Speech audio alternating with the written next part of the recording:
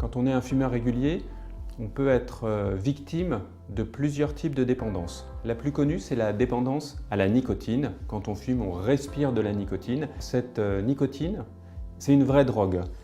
C'est une drogue qui suscite encore plus de dépendance que la cocaïne ou que l'héroïne. Et donc très vite, on va être dépendant de la nicotine. Ça, c'est ce qu'on appelle la dépendance physique ou physiologique. Mais il y a aussi d'autres types de dépendance, notamment une dépendance qu'on appelle comportementale. Ça désigne tous les gestes qu'on a l'habitude de faire quand on fume. Par exemple, certains fumeurs ont l'habitude de fumer quand ils sont au téléphone, ou certains fumeurs ont l'habitude de fumer quand ils boivent un café, ou d'autres fumeurs ont l'habitude de fumer une cigarette après manger. Donc, toutes ces habitudes liées au tabagisme, c'est ça qu'on appelle la dépendance comportementale.